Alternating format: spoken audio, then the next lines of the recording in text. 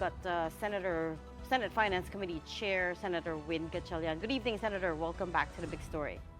Good evening and good evening to our televiewers. Sorry, Senator, we heard that you're very busy today, but thank you for making time for us tonight. Um, let's kick off with the budget. We're hearing that there may be irregularities again in the 2026 NEP. What do you know about it? Well, we identified six types of red flags during yesterday's hearing. For the last 2 days, we had the Development Budget Coordinating Council. This is the kickoff of the budget deliberations in the Senate. And we detected that there are six types of red flags in the DPWH flood control projects.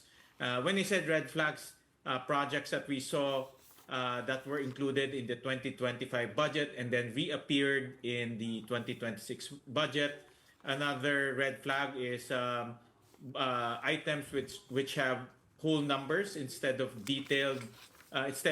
precise numbers.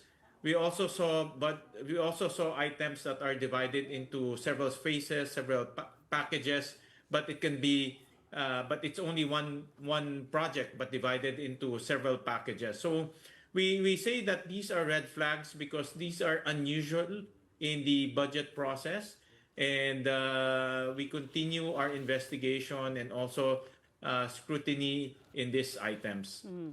Out of the six that you've discovered, which one is most worrisome to you?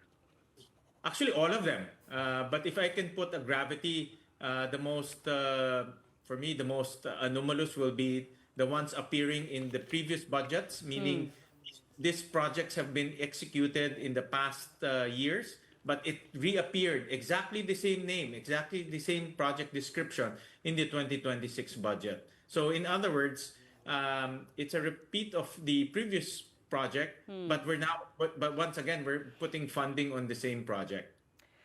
Could it not be it's just the second phase or the subsequent phases? Because it does happen when it's a big ticket project that it doesn't necessarily get finished in one budget cycle, right? It gets,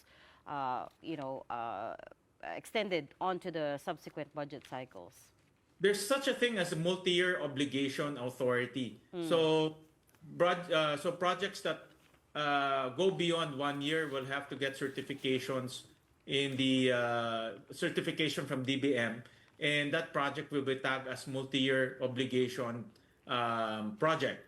But when we looked at the DPWH multi-year obligation authority, there are only 5 projects, and all of those are big ticket foreign assisted projects, not the flood control projects. None actually are in the none of the flood control projects are in the multi-year obligations.